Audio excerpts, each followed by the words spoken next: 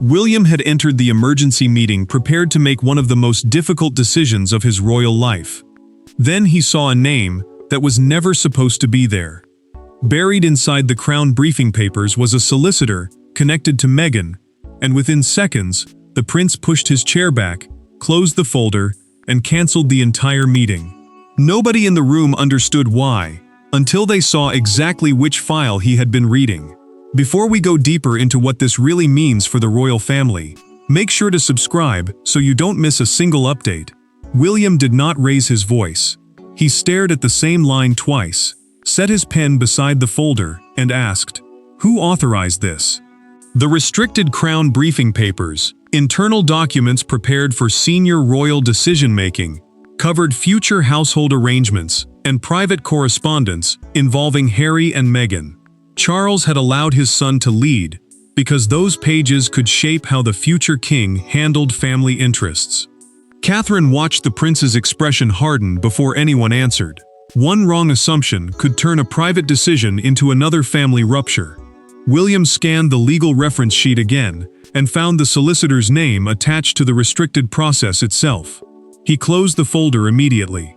No discussion would continue, he said, until someone explained why a lawyer connected to Meghan appeared inside material prepared for the emergency session. Charles expected a procedural disagreement when the private call reached him. Instead, the king went silent after William explained whose legal connection had appeared in the file. The monarch understood the danger. Old wounds between William and Harry could reopen before anyone knew what the name truly meant. His concern deepened when a senior courtier, speaking in a recorded internal debrief, confirmed that the reference was not simply copied from old correspondence.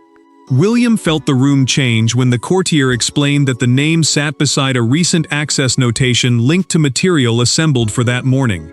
The prince refused to continue while wondering who had seen what, because suspicion could poison every decision that followed.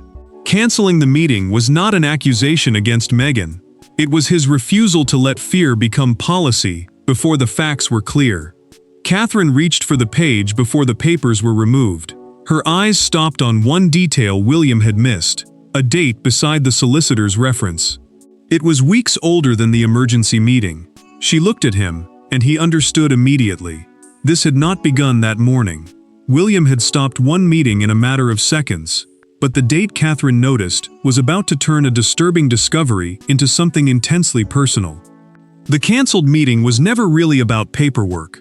Behind every sealed page stood a family that had spent years trying, and failing, to separate personal hurt from royal responsibility. William saw a threat to institutional trust. Harry would see another wall being raised between brothers. Meghan would see her legal interests dragged into a palace process, and Charles, trapped between sons once again, understood that one wrong decision could turn an administrative crisis into a family rupture. William remained alone with the folder after the room emptied. The prince had been trusted with matters affecting the future royal household, the staff, duties, and decision-making structure supporting the monarchy's next chapter, and he treated confidentiality as protection, not secrecy. If competing personal interests entered that process unnoticed, every decision could be questioned before it was made. Catherine found him holding the file but no longer reading it. She asked what frightened him most, and William answered, disagreement did not scare him. Hidden influence did. The princess listened as he admitted the solicitor's name had made him wonder whether everyone understood whose interests were represented. Then she asked the question he had avoided. Does Meghan even know her lawyer's name is in there? Harry, meanwhile, had no idea how far suspicion had traveled. From his side, legal advice connected to Meghan meant protection, especially where correspondence or family interests were involved. But inside restricted Crown preparation, internal planning material used before senior royal decisions are finalized, even a lawful legal connection could look explosive if its purpose was not clearly labeled. That gap between reality and appearance threatened both brothers. Charles received a documented account of the cancellation and sat silently before responding. The king had watched too many institutional disputes become personal wounds, and he knew how quickly William and Harry could start speaking through history instead of facts. When he finally addressed his son, his warning was quiet. Suspicion could justify a pause, but it could not become punishment. William ordered palace staff to identify what the solicitor's reference meant. Consultation, document review, procedural observation. Nobody could answer immediately, and that uncertainty made the freeze unavoidable. Catherine stayed beside him as questions multiplied, while Charles insisted that no conclusion be drawn before the chain was reconstructed. Then, one private secretary remembered something.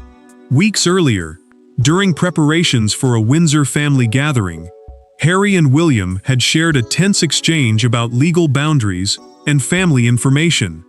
At the time, it had seemed minor. Now it looked like the beginning.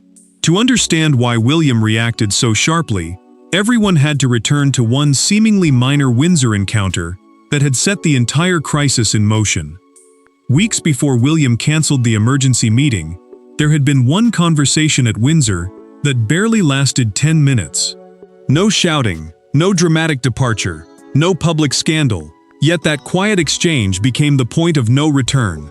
Harry had asked for clarity over what information concerning his family might appear in future royal planning. William answered carefully. Then a legal question was introduced, one that seemed procedural at the time, but would later explain why a solicitor's name caused the prince to shut everything down. Harry chose his words carefully during preparations for a private Windsor family gathering. He asked whether future crown planning documents might mention his children, security arrangements, correspondence, or unresolved family commitments. Crown planning documents, internal papers used to organize future royal duties, responsibilities, and household decisions, mattered because even a passing reference could affect how his family was treated later.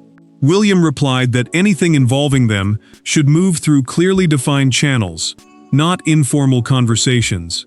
Harry heard something colder than procedure. He asked whether Meghan and the children were becoming legal subjects instead of family. William immediately softened his tone, telling his brother that boundaries existed because their relationship was already fragile, not because affection had disappeared. Then Harry raised the question that changed everything. Could an outside solicitor clarify what information connected to Meghan was being retained or referenced? William paused before answering. The prince said legal clarification was acceptable, but outside representation had to remain separate from internal crown deliberations. The private discussions in which senior royals and advisors weigh decisions before anything is finalized. Harry accepted the distinction, yet the exchange ended with more discomfort than either man admitted. He left without an argument, which somehow made the silence heavier. Catherine found William afterward, and told him the conversation may have sounded like exclusion, even if he intended protection. She had watched him struggle to separate duty from history, and she warned that every institutional boundary between the brothers now carried years of emotional meaning. William admitted she was right. He could protect a process and still wound the person standing across from him. Days later, a documented administrative inquiry arrived, asking how external legal questions involving Sussex-related material should be routed. Staff treated the request as routine. Somewhere in that chain, however, the solicitor's reference moved from an external inquiry into the working index later prepared for William's emergency meeting. Nobody caught the crossover. William now understood where the trail began. He refused to resume any committee discussion and asked for Harry alone. The crisis had begun inside paperwork, but its next chapter would happen face to face, where neither brother could hide behind a file. When Harry entered the private room, there were no aides waiting behind him, and no officials seated beside William. Just two brothers, and a question neither could soften. The prince did not accuse him of leaking anything. He did not mention Meghan first. Instead, William slid one page across the table, tapped the solicitor's name with his finger, and asked 5 words that instantly stripped away every layer of royal formality. "Did you know about this?" Harry read the page without speaking. The Working Crown Index, the internal list used to organize sensitive material before senior royal discussions, showed the solicitor's reference where neither brother expected it to be. William explained that he had halted the emergency meeting because he could not continue while an outside legal connection appeared inside an internal process, without explanation. Harry looked up and said he knew questions had been raised, but he had never been told the reference would enter that index. William felt years of frustration surface at once. He told his brother that the problem was not Meghan seeking legal advice. The problem was uncertainty. Every boundary seemed to become evidence of hostility. Every private process seemed capable of becoming another family dispute, and the future king could not lead while doubting whether the rules were understood by everyone involved. Harry listened, but his expression tightened when Meghan's name returned to the conversation. Harry pushed his chair back and answered sharply. He warned that Meghan could not become the villain simply because an administrative trail contained her solicitor's name. Once suspicion attached itself to her, he said, context disappeared almost instantly. William did not interrupt. He knew his brother was protecting his wife, but he also knew the file in front of them still demanded an answer. Harry then recalled a documented legal request he had approved concerning personal information. He had specifically been told that the solicitor could seek clarification but would not participate in internal Crown deliberations, private discussions where royal decisions are considered before they are finalized. That detail changed the room. William had not authorized the crossover. Harry had not expected it. Neither brother could explain how the reference moved from one process into the other. William stopped arguing and made a decision. He ordered a full reconstruction of the file's access history, including who routed the request, who indexed it, and who approved the legal pathway. The answer came back with one unsettling fact. Permission for that consultation had never belonged solely to him. The brothers had entered expecting another family battle, but they left confronting something colder, a system in which authority was far more divided than either had realized. William may be the future king, but the discovery inside the Crown files forced him to confront a hard constitutional reality. Future responsibility is not present sovereignty. He could cancel his own meeting, demand explanations, and refuse to proceed, but he could not simply declare every legal pathway invalid. When the access chain was reconstructed, one authorization sat above the prince's level. And when Charles saw it, the king understood that the crisis had reached his desk. William read the reconstructed trail in silence, before taking it directly to his father.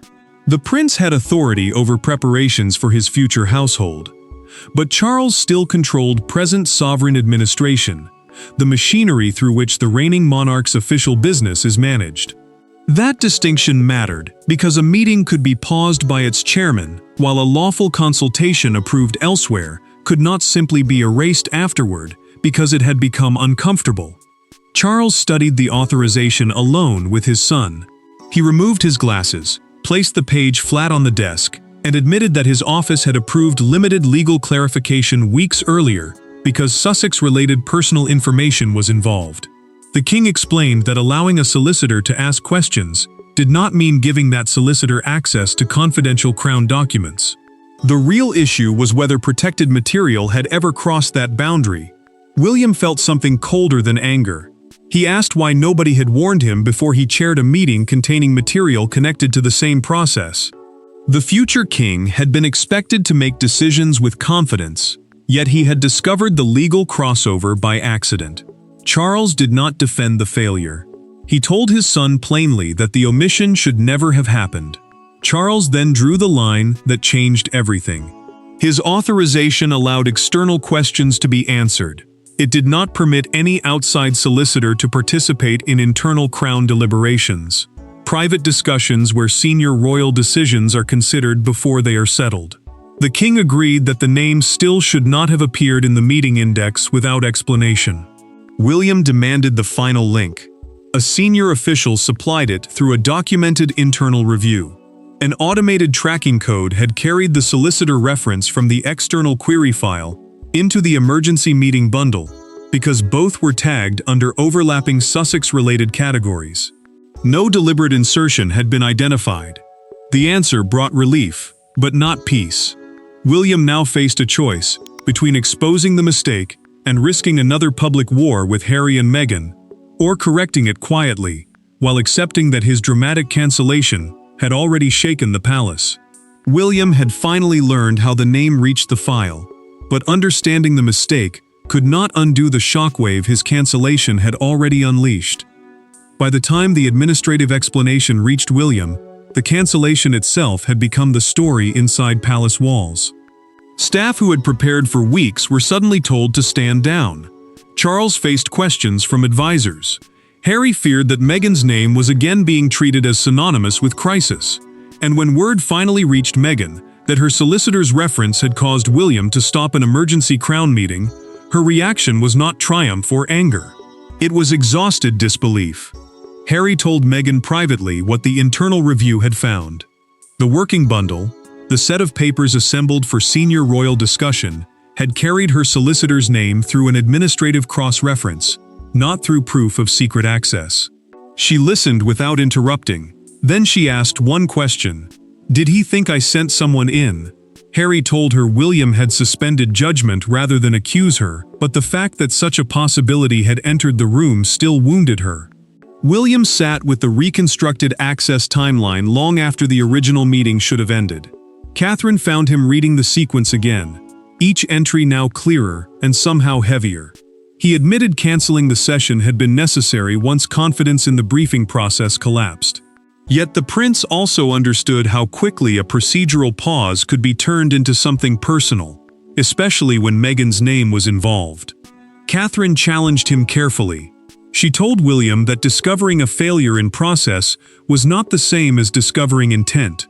If he wanted to lead differently, he had to make that distinction unmistakable. Another palace memo would not be enough. The future king would have to speak directly to Harry, and perhaps eventually to Meghan, without letting old grievances do the talking for him. Charles reached the same conclusion from another direction. The king instructed staff that no internal briefing was to identify Harry, Meghan, or the solicitor as responsible for the crossover. The crown process had failed to separate external legal references from internal deliberative material, and the monarch insisted that the institution own that mistake. Blame would not be exported simply because doing so was easier. Harry heard about that instruction and felt some of his anger ease. Meghan did too, though neither mistook restraint for repair. The damage had already exposed how little trust remained. William finally closed the timeline and asked for another conversation with his brother. This time, he said, there would be no aides, no lawyers, and no files between them. The paperwork had finally produced an answer, but William understood that facts alone would not repair what suspicion had stirred between two brothers. The second meeting between William and Harry looked nothing like the first. There was no folder on the table, no highlighted name, no official waiting outside to explain procedure. William had deliberately removed every institutional barrier because this conversation was no longer about crown files.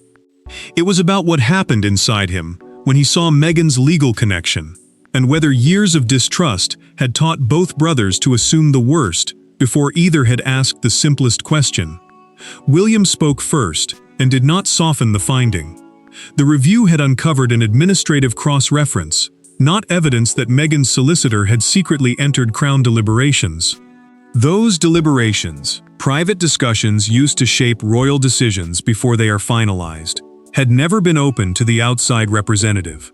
The prince told Harry the emergency meeting would resume only after tighter confidentiality procedures were introduced, because the institution still had to correct what went wrong. William then admitted something harder. He did not regret stopping a briefing process he no longer trusted, but he accepted that his first emotional reaction had been shaped by years of conflict. The future king had seen the solicitor's name and immediately felt old suspicions return.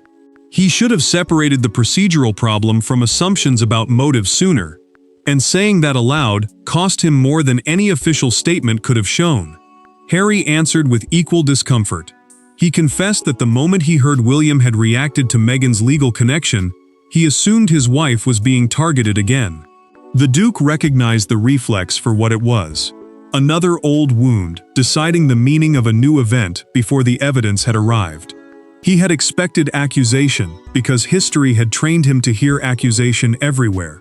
William looked at his brother and said, "I don't want every boundary to mean rejection."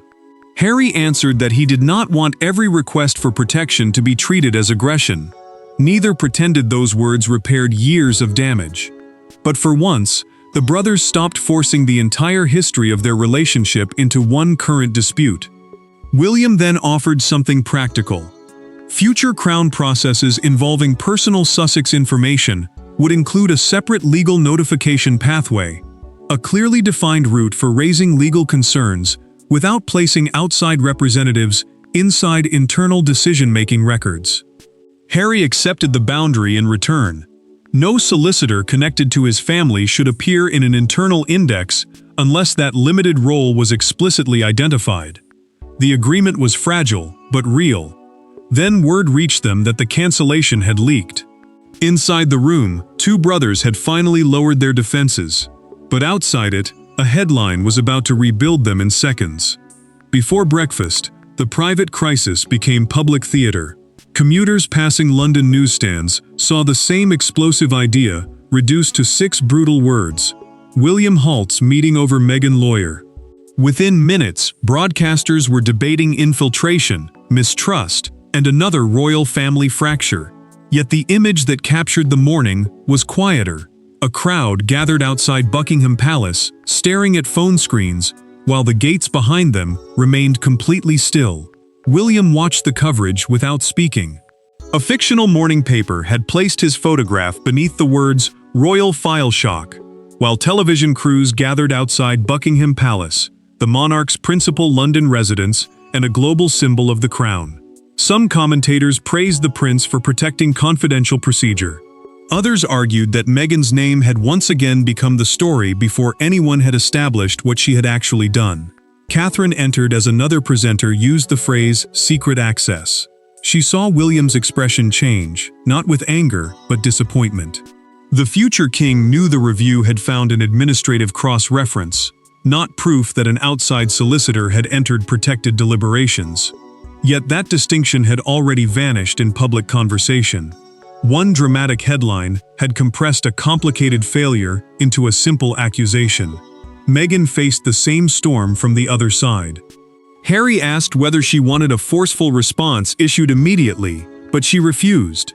She told him that an angry rebuttal would turn an administrative mistake into another personal war, and he understood why. If they struck back before the facts settled, the conflict would once again become about personalities rather than process. Charles approved a carefully worded palace clarification after advisors presented the final internal findings. The statement explained that the meeting had been paused while document handling procedures were reviewed, and that no finding established unauthorized access to protected crown material by any external legal representative. The king wanted the language precise because every extra word risked becoming another weapon. The tone began to shift. Broadcasters moved away from claims of intrusion and toward questions about how royal institutions manage overlapping family, legal, and confidential interests. Meghan's name stopped dominating every sentence. William's cancellation began to look less like an accusation and more like a reaction to a flawed process. William then made one final decision. He would not hide behind the clarification. The emergency meeting would be reconvened under new rules shaped by everything the crisis had exposed. The public storm had stripped away the fantasy of a simple villain, leaving William with one final task: prove that the monarchy could learn instead of merely defend itself.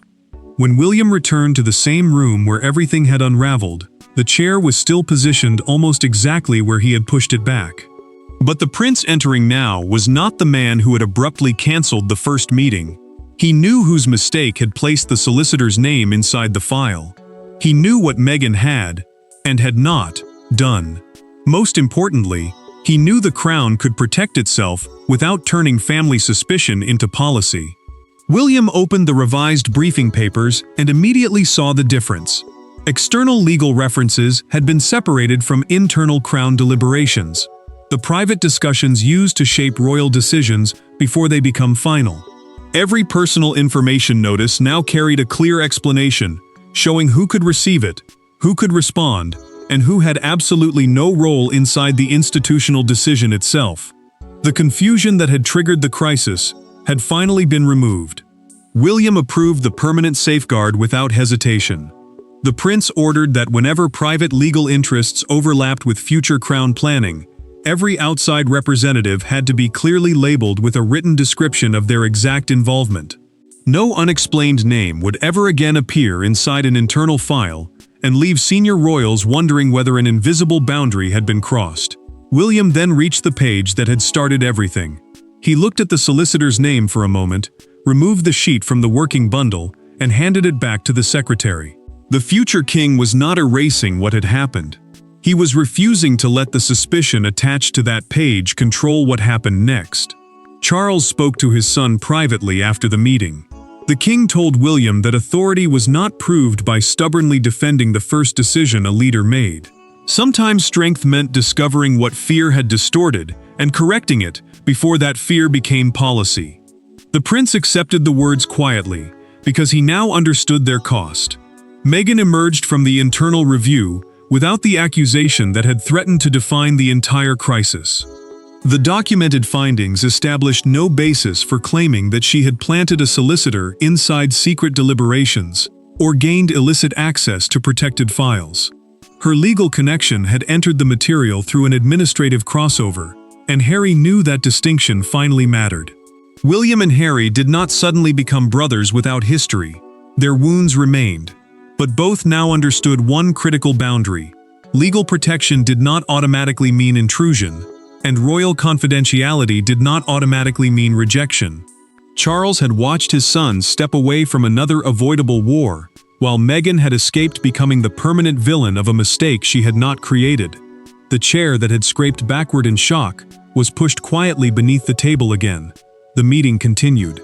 The accusation did not, and for once, inside a family so often defined by what it could not undo, one mistake was allowed to become a lesson instead of another permanent wound. Thanks for watching. Please don't forget to like and subscribe, and we will see you in next one.